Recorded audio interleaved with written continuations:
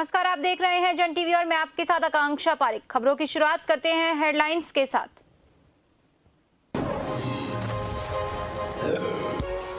CM Dhami ने सचिवालय में सशक्त उत्तराखंड को लेकर की बैठक। विभागों द्वारा तैयार किए गए रोड मैपों की हुई समीक्षा। 2025 तक अग्रणी राज्य का लक्ष्य।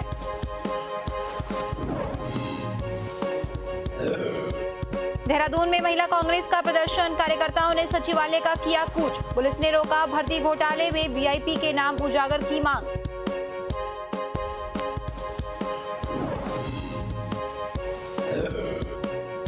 एसओजी और काशीपुर पुलिस की बड़ी कार्रवाई। नकली नोटों की छपाई और सप्लाई करने वाले गैंग का पर्दाफाश। यूपी के 2 लोगों को किया गिरफ्तार। करीब 22 लाख के नकली नोट और उपकरण जब्त। जम्मू के राजौरी में आतंकी हमले में उत्तराखंड का जवान शहीद। रुचिन सिंह रावत का पार्थिव देह को जौलीग्रांट एयरपोर्ट पर। सीएम धामी समेत कई मंत्रियों ने दी श्रद्धांजलि।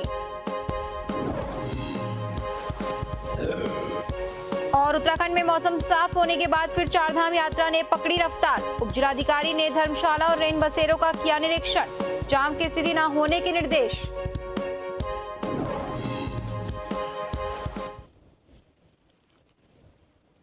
और अब खबरें विस्तार से। सशक्त उत्तराखंड को लेकर देहरादून स्थित सचिवालय में मुख्यमंत्री पुष्कर धामी की अध्यक्षता में बैठक हुई। इस दौरान बैठक में सशक्त उत्तराखंड के लक्ष्यों को हासिल करने और विभागों द्वारा तैयार अल्प मध्य दीर्घकालिक रोड मैप की सीएम धामी ने समीक्षा की। बैठक में मुख्य सचिव, अपर मुख्य सचिव मौजूद रहे। राज्य सरकार का कहना है कि साल 2025 तक उत्तराखंड देश के अग्रणी राज्यों में होगा।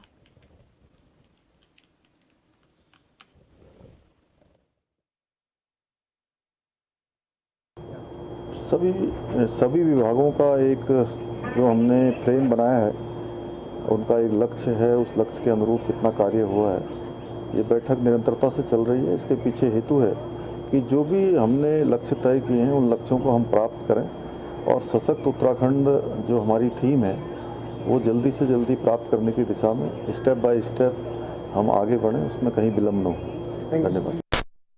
सरकार में मंत्रिमंडल विस्तार और दायित्वों के बंटवारे को लेकर चल रही खींचतान के बीच भाजपा प्रदेश अध्यक्ष महेंद्र भट्ट का बयान सामने आया। उन्होंने कहा कि कोई भी फैसला कर्नाटक विधानसभा चुनाव और बागेश्वर विधानसभा सीट पर होने वाले उपचुनाव के बाद ही लिया जाएगा। उधर विपक्ष ने सरकार पर सवाल उठाते हुए कहा कि राज्य सरकार और भारतीय जनता पार्टी जानबूझकर पदों को खाली करना चाहती है, जिससे पार्टी से जुड़े सभी नेताओं को इस बात की आस रहेगी। नेतृत्व का रहता है, माननीय मुख्यमंत्री जी का निर्णय है। और क्योंकि अभी 15 तक कर्नाटक चुनाव है और सारे विषय पर चर्चा का विषय बनता नहीं है। 15 के बाद सारे विषयों पर चर्चा होती है। जब बैठते हैं तो हर विषय की चर्चा होती है। मंत्रिमंडल विस्तार का विषय है, दायित्वधारी वाला विषय है, और इसके अलावा महत्वपूर्ण जो मैंने सुना बागेश्वर चुनाव सबसे महत्वपूर्ण है। इन तीनों विषयों को लेकर हम चर्चा करेंगे। के पद अगर भरे रहेंगे तो निश्चित ही राज्य के लोगों की सेवा बेहतर ढंग से होगी। और बीजेपी एक लॉलीपॉप की तरह इन पदों का इस्तेमाल करते ताकि कोई विद्रोह ना हो पाए, कोई नाराज ना हो पाए, हर व्यक्ति को ये लगे कि मेरा नंबर आ सकता है। इसके लिए वो झुनझुने के रूप में इसका इस्तेमाल करते हैं। और लेकिन अगर सारे पद भरे जाएंगे तो निश्चित ही उससे राज्य की सेवा बेहतर हो पाएगी। देहरादून में सड़कों की संख्या में प्रदेश महिला कांग्रेस कार्यकर्ताओं ने नारेबाजी करते हुए सचिवालय का कूच किया, जहां सुभाष रोड पर बैरिकेडिंग लगाकर महिला प्रदर्शनकारियों को रोक दिया। इसके बाद महिला कार्यकर्ताओं ने सड़क पर बैठकर सरकार के खिलाफ प्रदर्शन किया। इस दौरान प्रदेश अध्यक्ष ज्योति रौतेला ने सरकार पर आरोप लगाते हुए वीआईपी के नाम उजागर करने की मांग की।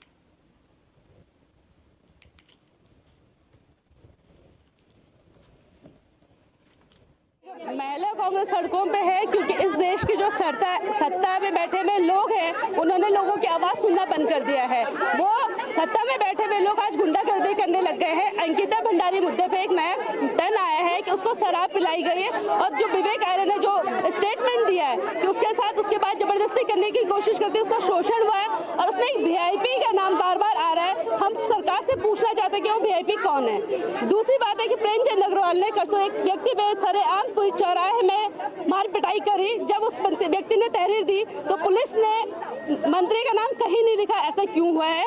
और तीसरा मुद्दा हमारा है कि जो रेसलर बहनें हमारी जंतर मंतर पे बैठी है, जो बोल रही है कि इस व्यक्ति ने हमारे साथ शोषण करा हुआ है, सरकार उसको अरेस्ट क्यों नहीं कर रही, सरकार उसको पदमुक्त क्यों नहीं कर रही? हम ये कह रहे हैं कि सरकार के तीनों जो मामले हैं उसमें सरकार के व्यक्ति सम्मिलित है, सरकार के व्यक्ति सम्मिलित होने के बावजूद सरकार उसमें कोई कार्रवाई क्यों नहीं कर रही? इस तरह की तानाशाही क्यों चल रही है?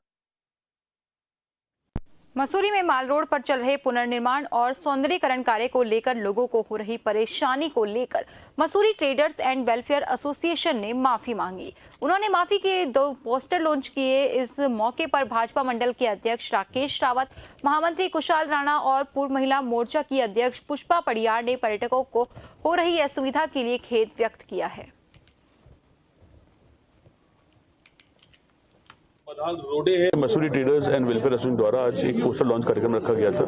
मसूरी की सड़कें सभी बदहाल हैं, चाहे वो लंडौर बाजार की हो, मॉल रोड हो, अकेडमी की, 0 पॉइंट, मोतीलाल नेहरू रोड, बारडोगंज की रोड, सिविल अस्पताल के आसपास की रोड। इस संदर्भ में हमने 30 अप्रैल तक हमें समय मिला था प्रशासन से, और किसी कारणवश जब ये रोड का कार्य पूरा नहीं हो सका तो हमने एक प्रयास करा कि हम किसी माध्यम से पर्यटकों को सहानुभूति अपनी दिखाएं, अपनी संवेदना उनको प्रकट करें कि मसूरी में जब उनके आने के समय पर मसूरी इतनी बदहाल उनको मिली है, उसके लिए हम उनसे क्षमा मांगते हैं, क्षमा प्रार्थी हैं। और हाल ही में कुछ सोशल मीडिया पे भी बहुत ही गंदा असर मसूरी की छवि का गया है, तो इस पोस्टर के माध्यम से उस छवि को सुधारने का कार्य भी हमने करा है। और हम प्रशासन से, उत्तराखंड सरकार से निवेदन भी करते हैं कि जल्द से जल्द मसूरी की सड़कें पूर्ण रूप से ठीक हो जाएं, जिससे आने वाले पर्यटक सीजन में जो पर्यटक आए वो मसूरी से एक अच्छी यादगार ले जाएं। चंपावत के लोहागढ़ से खबर है, जहां शुक्रवार शाम को गलचोड़ा क्षेत्र में 10 से 12 बदमाशों ने घर में घुसकर हमला कर दिया। इस दौरान बदमाशों ने महिलाओं से अभद्रता भी की, जिससे मौके पर चीख पुकार मच गई। हमले में गांव के 2 युवक घायल हो गए, जिन्हें उपजिला चिकित्सालय में भर्ती कराया। इनके अलावा कई महिलाओं के मामूली चोटें आई है। वहीं चीख पुकार सुनकर आसपास के ग्रामीण मौके पर पहुंचे, जिन्हें देखकर बदमाश वहां से फरार हो गए। मामले में लोहाघाट थाने के एसओ मनीष खत्री ने कहा कि बदमाशों की तलाश शुरू कर दी गई है, जल्द उन्हें गिरफ्तार कर लिया जाएगा। पाटन के थे तो परसों शादी में आए थे, तो हम लोग लड़कियों के साथ डांस कर रहे थे। हम लोग मना कर रहे थे कि डांस क्यों कर रहे हो ऐसे, तो पहले महिला को डांस करने दो करके कुछ इनने गाली गलौज किया, ऐसे भेजबाजी हुई थी हमारी परसों। तो उसके बाद आज ये और आ रखे थे 10-12 बंदे बाइक में लेके आए थे ये लोग। तो कमरे में घुस के मार के गए लोग, 2-3 बंदे थे ये लोग।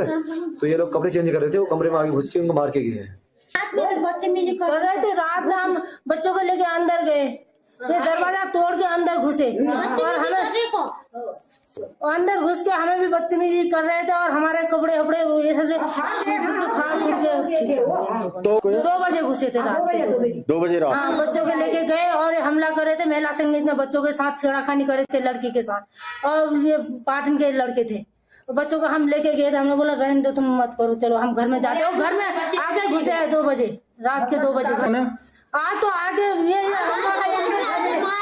पता भी नहीं है, हम अपने घर में थे। बच्चों को बुला के अपने घर में इनके घर में लेके गए। मेरा एक मकान है, मकान में लेके गए। मुझे तो जब लोगों ने बताया तब मैं आई वहाँ से घर से। बच्चों को मार के नाली में फेंक देना था मेरा वो लड़का। पुलिस अधीक्षक उत्तरकाशी अर्पण यदुवंशी द्वारा चारधाम यात्रा के दौरान अवैध नशे और मादक द्रव्यों पर कार्रवाई के निर्देश पर कोतवाली उत्तरकाशी पुलिस की स्पेशल टीम ने कार्रवाई की। टीम ने कोटी लदाड़ी बोंगा जाने वाले मार्ग से स्मैक के मुख्य सरगना शिवम को 11.20 ग्राम अवैध स्मैक के साथ गिरफ्तार किया। अभियुक्त के खिलाफ कोतवाली उत्तरकाशी पर 821 एनडीपीएस एक्ट के तहत मुकदमा पंजीकृत किया गया है। अभियुक्त शिवम पूर्व से ही नशे के अवैध धंधेबाजों में लिप्त है। पूर्व में भी अभियुक्त के खिलाफ कोतवाली उत्तरकाशी पर स्मैक का मामला पंजीकृत है।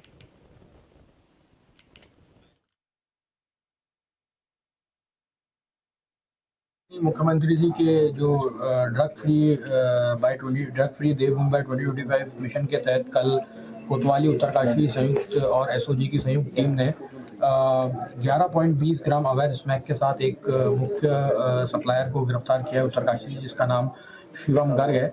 ये शिवम गर्ग जो है पहले भी इसके खिलाफ कोतवाली उत्तरकाशी में 2021 में मुकदमा पंजीकृत है, उसमें जेल भी जा चुका है ये, और इसकी वापस गिरफ्तारी की गई है। इसके आधार पे हमने 8/21 एनडीपीएस एक्ट कोतवाली में उत्तरकाशी में अभियोग पंजीकृत किया गया है, और चूंकि ये एक बहुत आदतन अभ्यस्त अपराधी है इसका स्मैक का, तो इसकी कार्रवाई को और आगे एक नज़ीर स्थापित करने के लिए हम इसके ऊपर गैंगस्टर एक्ट भी खोलेंगे और इसकी जितनी भी नशे के व्यवसाय से जितने भी इतने अवैध संपत्ति अर्जित की है उसको जब्त किया जाएगा। काशीपुर में एसओजी और पुलिस ने नकली नोटों की छपाई और सप्लाई करने वाले गैंग का पर्दाफाश किया है। पुलिस ने यूपी के 2 लोगों को गिरफ्तार कर करीब 22 लाख के नकली नोट छपाई की मशीन और अन्य उपकरण बरामद किए हैं। एसएसपी ने पुलिस टीम को 25,000 रुपए का इनाम देने की घोषणा की है। वहीं एसएसपी मंजूनाथ टीसी के मुताबिक जिले में नकली नोटों के संचालक की शिकायतें मिल रही थी, जिस पर काशीपुर सीओ एसओजी प्रभारी विजेंद्र शाह के नेतृत्व में टीम का गठन कर कार्रवाई की गई।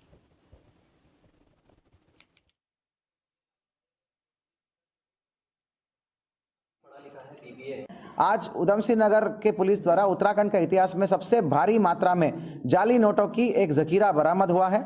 4,417 प्रिंटेड 500 रुपए की करेंसीज बरामद किया है और उसके अलावा 18 जो है अनप्रिंटेड हाफ प्रिंटेड एक साइड प्रिंटेड हुआ नोट्स बरामद हुआ है। साथ में प्रिंटिंग करने के लिए उपकरण जो है आपका फोटो प्रिंटिंग क्या बोलते हैं प्रिंटर, आपका इंक, आपका नोटों की जो पेपर हो ना पेपर का रिम्स और आपका सर्वर सब कुछ बरामद हुआ है। 3 के भाव के बेचने का प्रयास किया जा रहा था इनके द्वारा, लेकिन जागरूक नागरिक जो होते थे उन्होंने हमारे एसओजी को सूचना दे दिया। जैसे ही ये लोग जो है एक बड़ा खेप लेके आए थे और काशीपुर में कुछ लोगों को बेचने का प्रयास किया जा रहा था, तो तभी जो है हमारा सूचना तंत्र एक्टिवेट हो गया था। जम्मू कश्मीर के राजौरी में आतंकवादियों के साथ मुठभेड़ के दौरान शहीद हुए उत्तराखंड के जवान रुचिन सिंह रावत का पार्थिव शरीर शनिवार को देहरादून के जॉली ग्रांट एयरपोर्ट पहुंचा, जहां पुलिस प्रशासन और सेना के जवानों की मौजूदगी में शहीद को गार्ड ऑफ ऑनर दिया गया। इस दौरान मुख्यमंत्री पुष्कर सिंह धामी, सैनिक कल्याण मंत्री गणेश जोशी सहित कई लोगों ने शहीद को श्रद्धांजलि दी।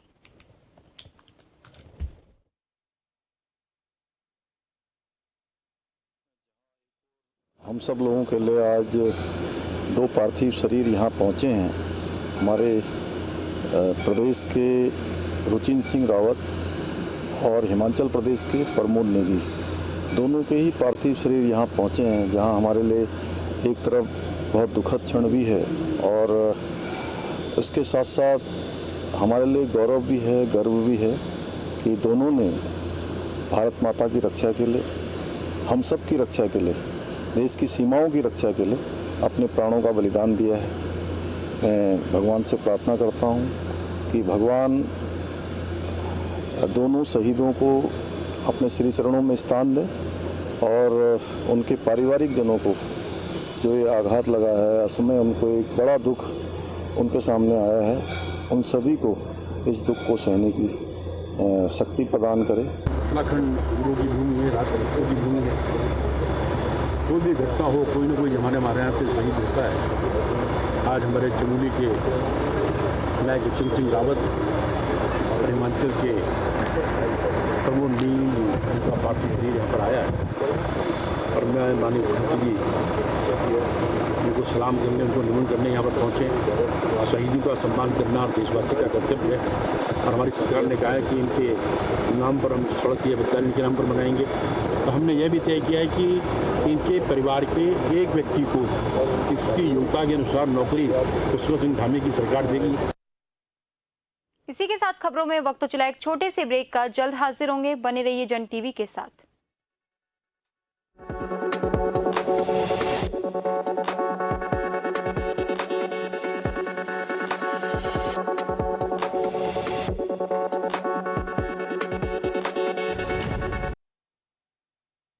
ब्रेक के बाद एक बार फिर से आपका स्वागत है। बढ़ते हैं अगली खबर की ओर।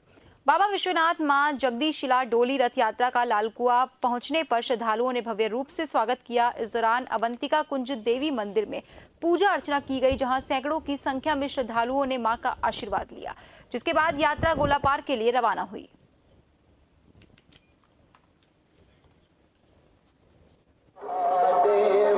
मैं सबसे पहले तो अवंतिका मंदिर की समिति के लोगों को धन्यवाद दूंगा, लाल कुआं के लोगों को धन्यवाद दूंगा।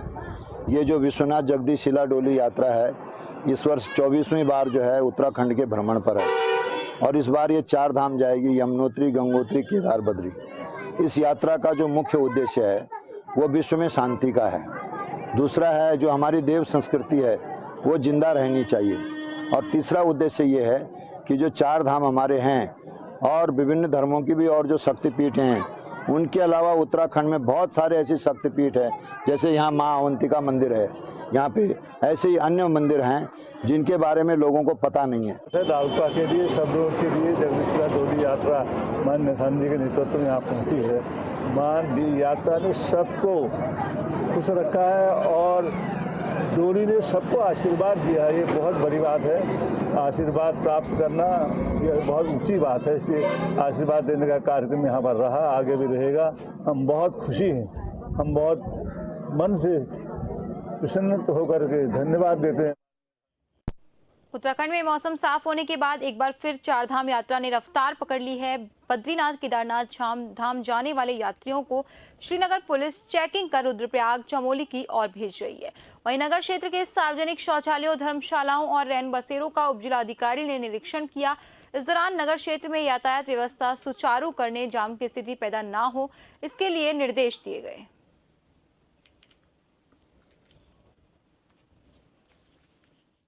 सफाई का निरीक्षण किया। इसके साथ साथ में पार्किंग में जो शौचालय लगे हैं तथा पूरे शहर भर में जो शौचालय हैं उनका निरीक्षण किया गया। अभी सफाई की व्यवस्था ठीक है हमारे यहाँ पर। इसके साथ साथ में आदरणीय जिलाधिकारी गढ़वाल के निर्देशों के क्रम में हमने आज लगभग 100 फूड पैकेट भी जो श्रद्धालु आ रहे हैं, जो हमारे 4 धाम यात्री हैं, उनको हमने डिस्ट्रीब्यूट किए हैं। जैसा कि अभी मौसम विभाग के द्वारा अलर्ट जारी किया गया है, ऑरेंज अलर्ट जारी किया गया है, तो जो हमारे देश के दूर दराज इलाकों से जो लोग श्रद्धालु आए हैं उनको हमने कुछ जो रिफ्रेशमेंट किट है या जो हमारी फूड किट है वो हमने वितरित की। इसमें अभी हमने यात्रियों को जब हमने फूड पैकेट वितरित किए उसके साथ साथ में यातायात के नियमों का पालन करने के लिए बोला है तथा इसके साथ ही उनकी जो यात्रा है वो सब। बागेश्वर में कार्यों में अनियमितता के आरोप साबित होने के बाद सदस्यता गंवाने वाले निवर्तमान जिला पंचायत सदस्य हरीश एठानी ने अपने खिलाफ हुई जांच को राजनीतिक षड्यंत्र बताया है। हरीश एठानी ने पत्रकारों से बातचीत में कहा कि उनके राजनीतिक साजिश के तहत फंसाया गया, उन पर लगाए गए सभी आरोप निराधार है। इस दौरान उन्होंने कहा कि उनकी छवि खराब करने वालों के खिलाफ न्यायिक प्रक्रिया अपनाई जाएगी, संवैधानिक तरीके से आगे की लड़ाई लड़ी जाएगी। जो बातें मैंने जो स्पष्टीकरण न्याय संगत तरीके से कानूनी तौर से दिए थे, चाहे आयुक्त महोदय को थे चाहे सचिव महोदय को थे, मेरी एक भी बात का संज्ञान जो नियमों के तहत मैंने बात रखी थी तो वो एक पॉलिटिकली मेरे ये राजनीतिक तौर पर कहीं ना कहीं ये लड़ाई विद्वेष भावना से लड़ी गई। तो मैंने हर एक तथ्य पे अपने आप को रखा था और इन लोगों ने कहीं पर भी इस चीज के लिए मेरी बात को सुने बगैर आज एक हपड़ तपड़ में लिया हुआ फैसला है। लक्सर में डेरा कलाल गांव के जंगलों और नालों में पुलिस ने सर्चिंग अभियान चलाते हुए अवैध कच्ची शराब के खिलाफ छापेमारी की। इस दौरान पुलिस टीम ने करीब 10,000 लीटर लहन को नष्ट किया, साथ ही भारी मात्रा में कच्ची शराब बनाने के उपकरण भी बरामद किए। जिसके बाद पुलिस क्षेत्र अधिकारी मनोज ठाकुर ने बताया कि शराब माफियाओं के खिलाफ सख्त कार्रवाई की जाएगी। हमारे द्वारा लक्सर कोतवाली के डेरा कलाल क्षेत्र में पुलिस बल और हमारे सहायक प्रशिक्षु महिला IPS अधिकारी जो निहारिका मैडम है उनके साथ मिलकर एक कंबाइंड ऑपरेशन चलाया गया वहाँ के जंगलों में, और वहाँ पे करीब 10,000 लहन हमारे द्वारा 10,000 लीटर लहन हमारे द्वारा नष्ट किया गया और आगे भी जो है इस पर कार्रवाई करी जाएगी। और साथ ही साथ ये भी निर्देशित किया गया कि जो भी अवैध भट्टियाँ चला रहे हैं उनके खिलाफ सख्त से सख्त कार्रवाई की जाए। उत्तराखंड के रामनगर में रोडवेज बस तेज गति से आ रहे वाहन से टकराकर पलट गई और पुल से नीचे गिर गई। हादसे में बस चालक की मौत हो गई जबकि कई यात्री घायल हो गए। मौके पर पहुंची पुलिस ने घायलों को अस्पताल में एडमिट कराया, जिसके बाद पुलिस ने मृतक का पंचनामा करके पोस्टमार्टम के लिए भेज दिया।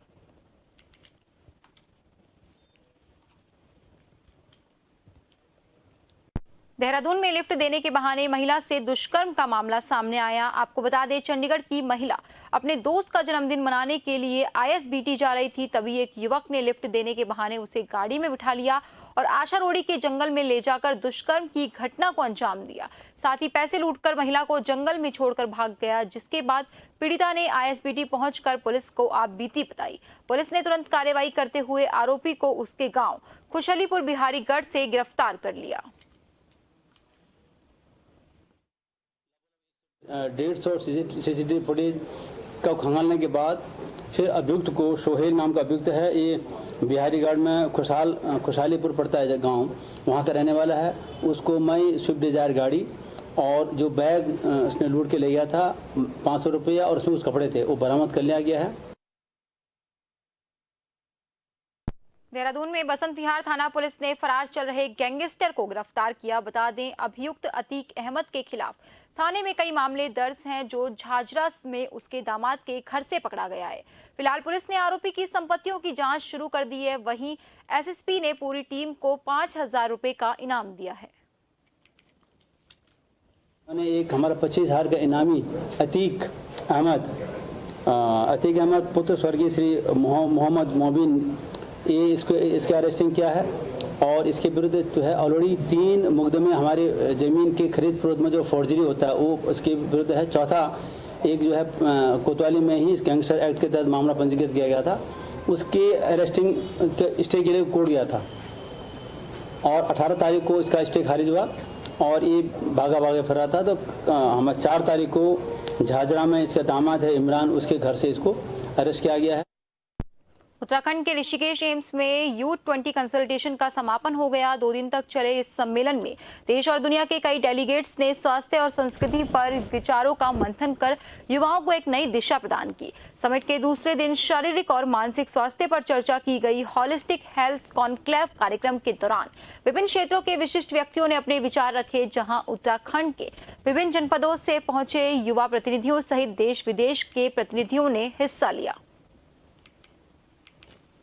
चूँकि आप जानते हैं कि जिस प्रकार से G20 का अध्यक्षता करने का मौका भारत को मिल रहा है, माननीय मोदी जी को मिल रहा है, उसी कड़ी में Y20 का कार्यक्रम भी चल रहे हैं और मुझे खुशी इस बात की है कि 3 जगह ये Y20 के कार्यक्रम में उसमें एक एम्स में हो रहा है। ये हम सबके लिए बहुत सौभाग्य की बात है। आज जितने प्रतिनिधि आए उनसे संवाद करने का मुझे भी मौका मिला। मैं निश्चित रूप से बहुत बधाई दे रहा हूँ और माननीय प्रधानमंत्री जी का आभार व्यक्त कर रहा हूँ, जिनके इस आशीर्वाद से ये कार्यक्रम यहाँ संपन्न हो रहा है। आप जानते हैं कि ऋषिकेश एम्स ने अपने अनेकों कीर्तिमान स्थापित किए हैं। ये पहला एम्स है जहाँ हेलीपैड, ये पहला एम्स है जहाँ ड्रोन के माध्यम से दवाइयाँ पहुँचाई जाती हैं। तो ये युवाओं को और आगे लेके जाने के लिए एक मंथन हो और इसी दृष्टि से Y20 की मीटिंग का यहाँ पे ऋषिकेश में एक सम्मेलन आयोजित किया।